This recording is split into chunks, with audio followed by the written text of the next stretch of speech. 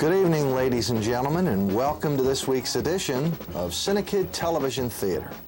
I'm Bob Clark, the Executive Director of CINEKYD Enterprises Incorporated.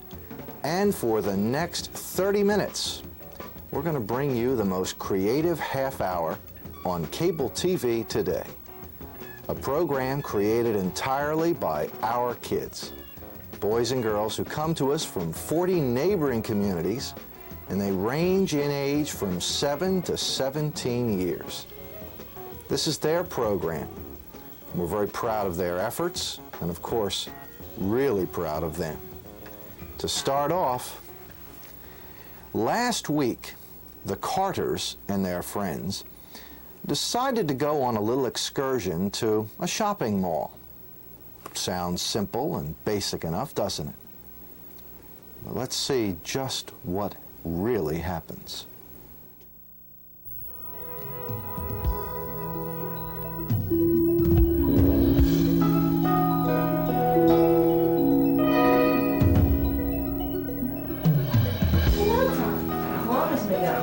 Come in.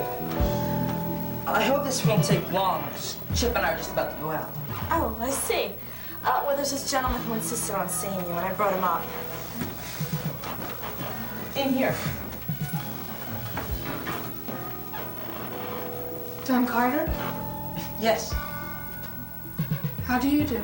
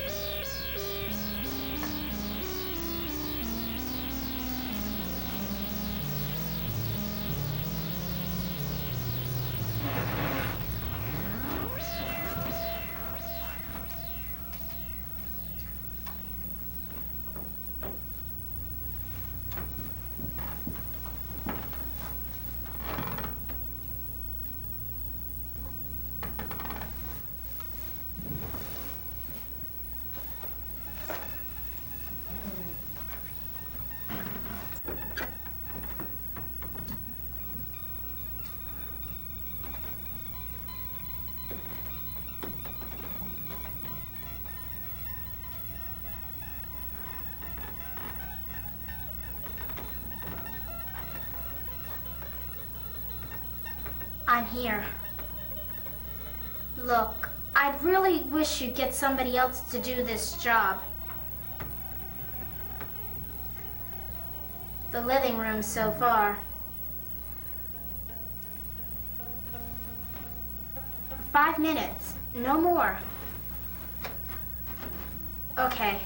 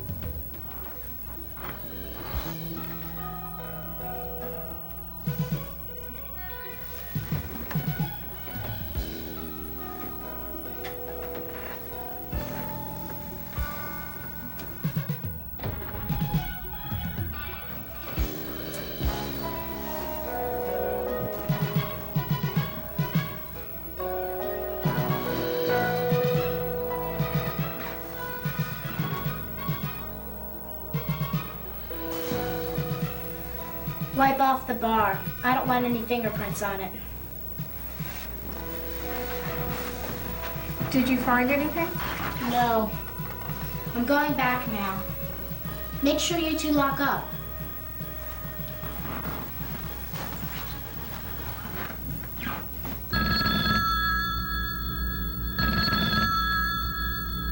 Don't answer it. Let's get out of here.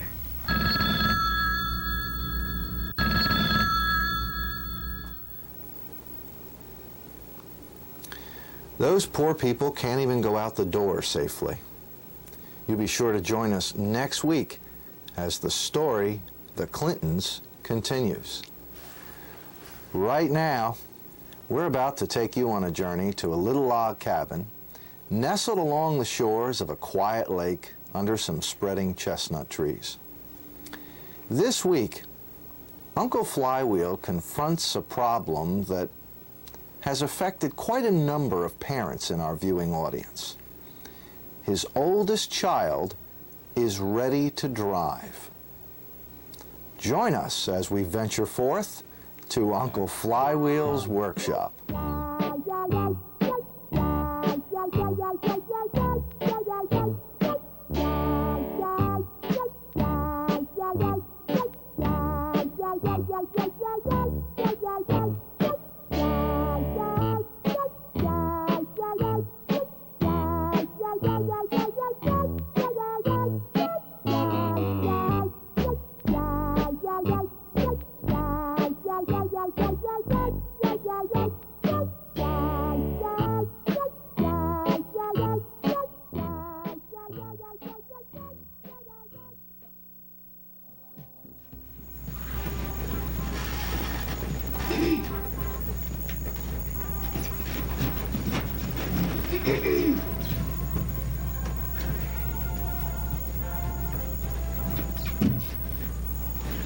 Thanks.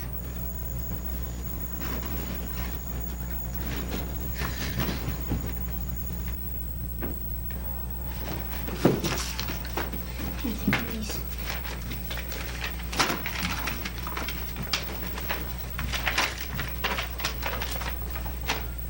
What are we supposed to do with these?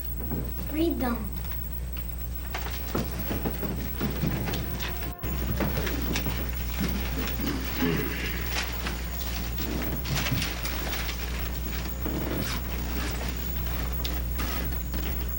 What is this? A library? Uncle Flywheel? Uncle Flywheel? Uncle Flywheel, I want to talk to you.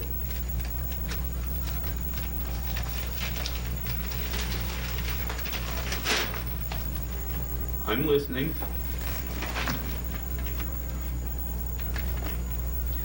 Look, I have my learner's permit, and I'm taking driver's ed in school, and all I want to do is take out the car and practice.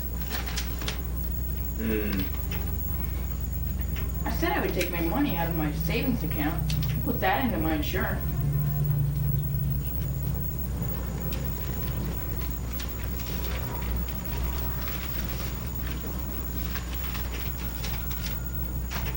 I told you before that the insurance is not the issue. What are you guys doing? We're reading. Yeah, this is very interesting. You too? Yeah. I didn't know you could read. I didn't know you could drive.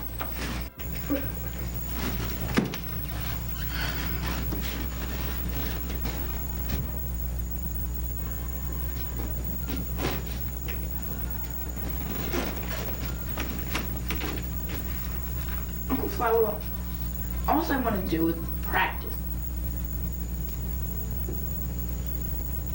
When you turned 16 and asked me if you could get your learner's permit, I said yes with the understanding that you would take driver's ed. That doesn't mean that you're ready to drive. Uncle Flywheel, I only want to practice. You'll be right there beside me. And my teacher said that I'm a pretty good driver. He said I have great coordination.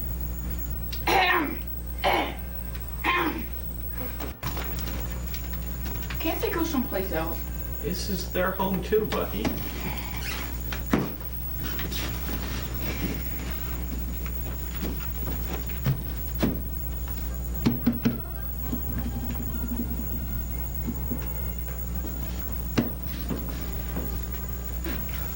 Uncle Flywell, how old were you when you learned to drive? That's a completely different situation, Bucky. Seriously, how old were you? I grew up on a farm. I was big for my age, and there were the tractors to drive. How old were you, Uncle Flywell? 14. You were 14 years old.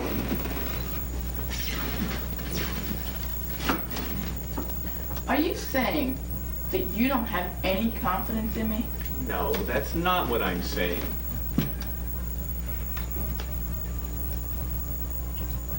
You always said I was a chip off the old block.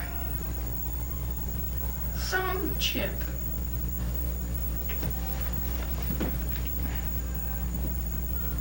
All right, get your coat. Thanks, Uncle Flywell. I'll be right back. Oh, we go. We'll sit in the back seat. Yeah, we're very quiet. Yeah, and don't ever know that we're there. No, absolutely not. Well, Bucky, Andrew's not here, and I'm not going to leave them in the house by themselves. So either they go or we don't.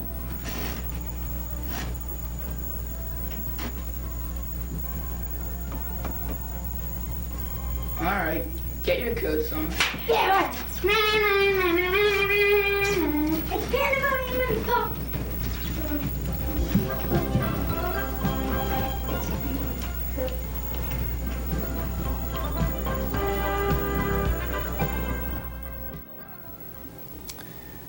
Do you remember what it was like the first time that you went out with your mother or your father to practice driving the car? Next week, we'll see just how successful Bucky really was. We found in talking with parents and folks who are regular viewers of CINEKYD television theater that one of the things they enjoy most is the opportunities that we present to go behind the scenes, to take a look on the other side of the cameras and see just how CINEKYD really works. The series is produced by our kids. It's called, appropriately enough, Behind the Scenes.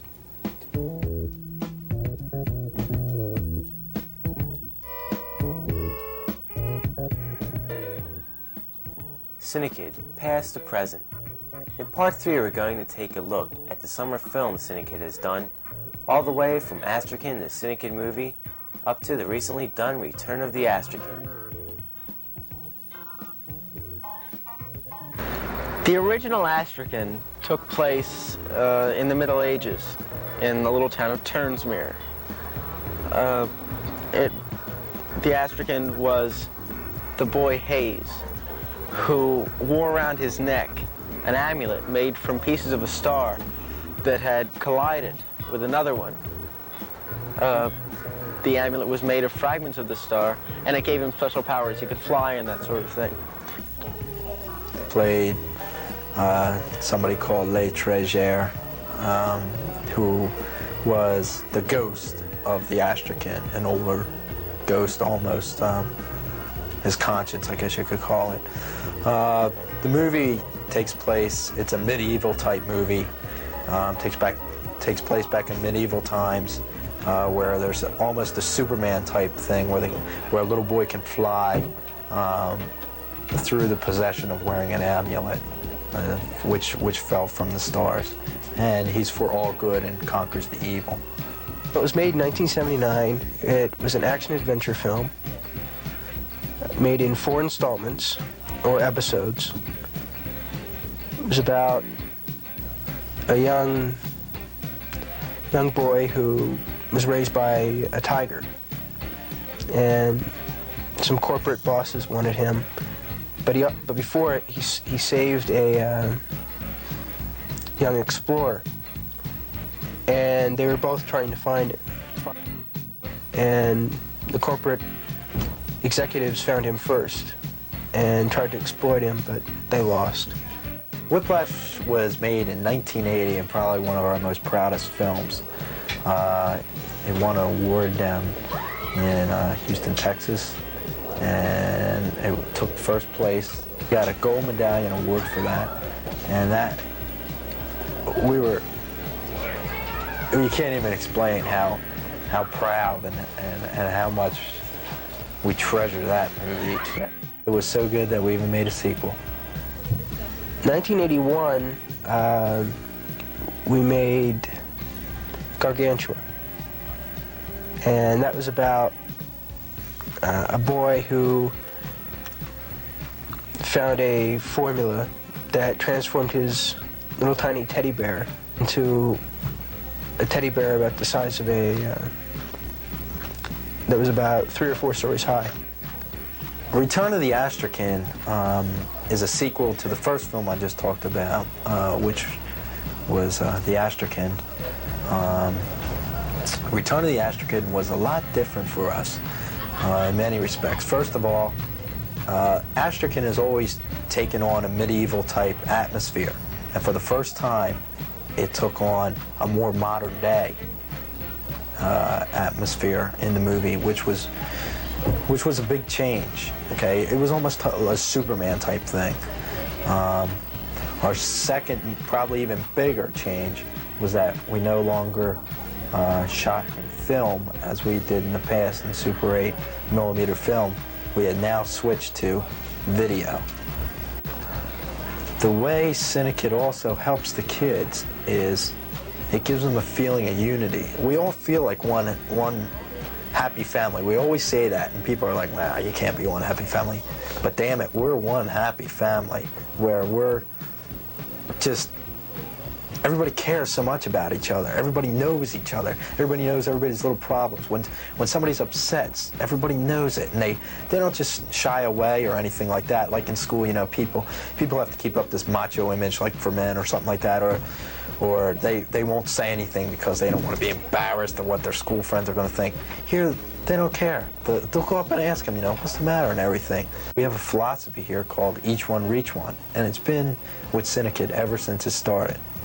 And all it means is that, you know, everybody, each person cares for another one. You know, do unto others. People just, they just care so much. It's a warm fuzzy, if you know what that is.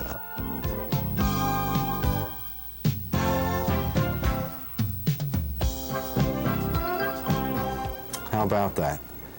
Even from its earliest days, this has been an organization that indeed has boasted quite a number of very creative young people who are now young adults. For today's CINEKYDs, however, there are an increasing number of opportunities to work within the area of production. For the youngest members of our group, the boys and girls in Tyro, one of their projects is the next series. It's called SG2, The Lighthouse Mystery. And, if you recall, it deals with a bunch of youngsters, a rather mysterious lighthouse, and a talking guinea pig. Let's watch.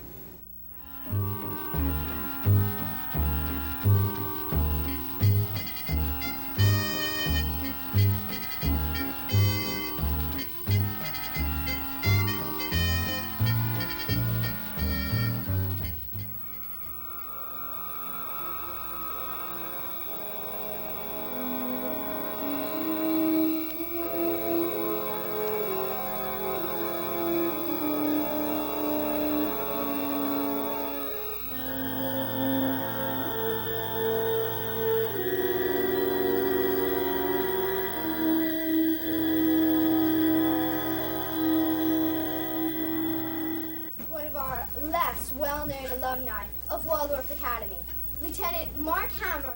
No volunteers? Then I'll have to question every single person here to get the information I want.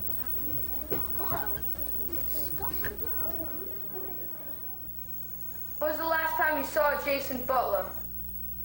I don't associate with his kind. Is that all you can tell me? Look, Jason, I found the treasure. Where?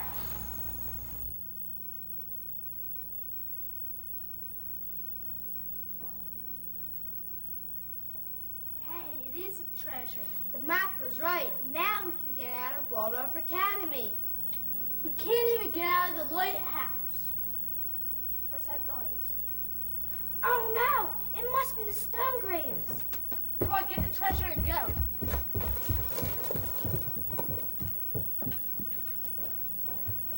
Excuse me, Captain Hammer. It's Sergeant Hammer. You're from New York. Have you seen the new exhibit of pre-Columbian art at the Met? Look, kid, we're here to find out about a kidnapping.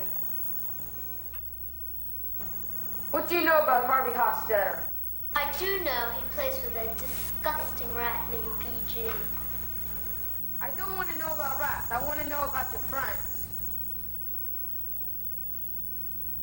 As long as the helmet's out of the secret chamber, the stone graves have those special powers. How will we get the helmet from the chamber? Well, I've lived here 40 years and I've never even found the chamber. I think the best idea is to try and get somebody out of the lighthouse for help. The kids never should have come out here in the first place. Captain, here's something. All right, everybody be quiet.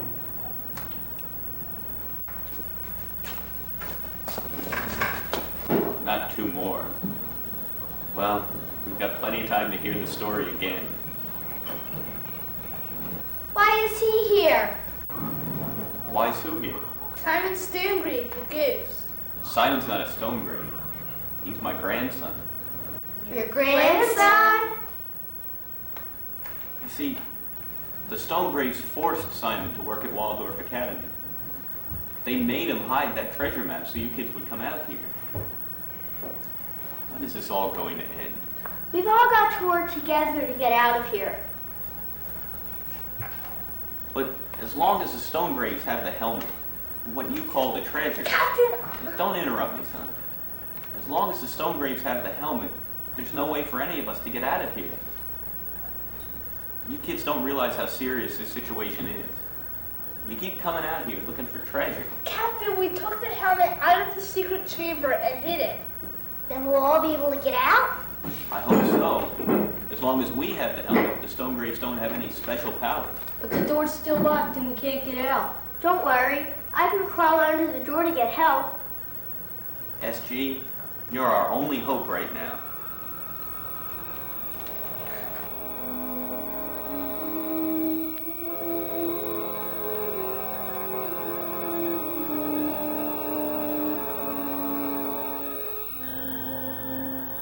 We've found that even the youngest children, when faced with the awesome responsibility of standing in front of this camera and saying something or doing something, have to learn how to develop a sense of self-confidence and how to embellish whatever script or plot line they're provided with in order to create a moving or memorable performance.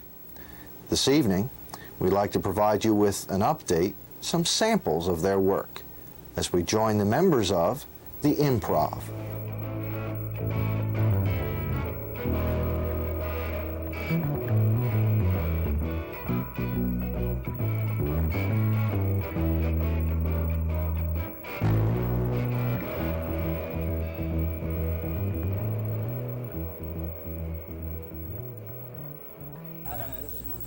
Listen, I just want to tell you guys something. You guys you're really great. You're the tops. You're the best. There's nobody better. When I cast you two in this role, I thought maybe they got a chance, but really, you brought depth. You brought depth to this role, both of you. I really want to congratulate you on this performance. Now listen, first show, Monday. You think you guys are really set? I mean, do you think you really understand the part? Yeah, well, I don't know. I'm having a little. I don't know if this is working for me. I'm having trouble identifying a little bit with my character. It's a little bit off the usual track, and I haven't really realized who I am yet. I've got a little... Yeah, I can see that shows up a little bit in the dance scene and the singing, the emotive quality of your voice. Well, they're not quite there yet. But besides that, the performance, the acting, it's sensational, and you really give this role like an embryonic, a spiritual twin brother. Yeah, it's a musical. It's the first musical of its kind, and I don't know if I'm not getting into the music. I'm not feeling it. And It's not exactly. It's not a musical. It's a drama with music. There's a difference, really, it is, because the emphasis is on the story, and you bring the story out. I mean, this isn't a chorus line here. We're not talking about how everybody's singing and dancing and that's the story. No, the story is important, the songs are secondary, and they explain the story. Am I supposed to be a motivating factor behind him? Am I like more or less pushing him along? Yeah. Or should I be more? Yes, that's exactly right. But listen, like guys, listen, we actually can't talk. I want to go through the dance sequence one more time. You're having some trouble with it. You know what I'm talking about. You think you're set? You think you're set? You think we'll get through it? I get it. Okay. Let's go this way. No. You're supposed to be on. You're supposed to be off. Don't I walk on? No. Just start on. We'll try it like that. You just come off. Okay. Are you set? Yeah. Okay. Okay, listen. Billy Joe, lights, okay, you're beautiful, man. You're really great. And, Marsha, I love you. Okay. Now, okay, we'll start it off now. Okay, scene 127. Let's roll them. Ladies and gentlemen, I'd like to introduce you to a truly wonderful man. His achievements are unbelievable for someone with his type of handicap. Ladies and gentlemen, the Elephant Man.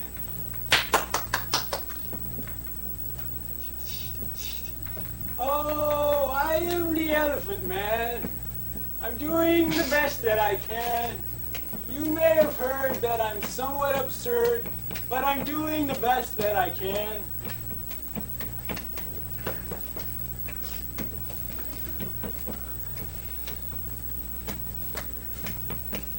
Oh, I am the Elephant Man. Yeah, he is the Elephant Man. I'm doing the best that I can. He's doing the best that he can. I may look deformed. He may look deformed. But inside I'm quite warm. He's quite warm. And I'm doing the best. He's doing the... I can't breathe. There's no holes in the back. Yeah. Guys, that was gorgeous. That was great. Okay. Everybody, go home. I'll see you tomorrow at 7 o'clock. Get the bag off your head.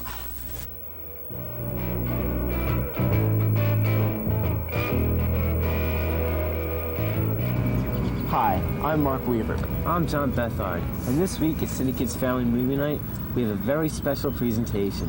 Robin and Marion with an all-star cast, including Sean Connery, Audrey Hepburn, Robert Shaw, and Richard Harris. Robin Hood returns to the sanctity of the forest. He's in his twilight years. He rekindles his love for the lost maid Marion, and then goes off to fight the evil forces of the Sheriff of Nottingham and King John. For ticket information, call 659-4696. The doors open at 7 and the show starts at 7:30. Remember, Robin and Marion. We'll see you there. Thank you, Mark. I sincerely hope you'll be able to join us this week at Family Movie Night. I think that Robin and Marion is probably one of the best films that has ever been made. I appreciate your watching. Until next week then, same time and same cable channel. This is Bob Clark. Good night, and God bless.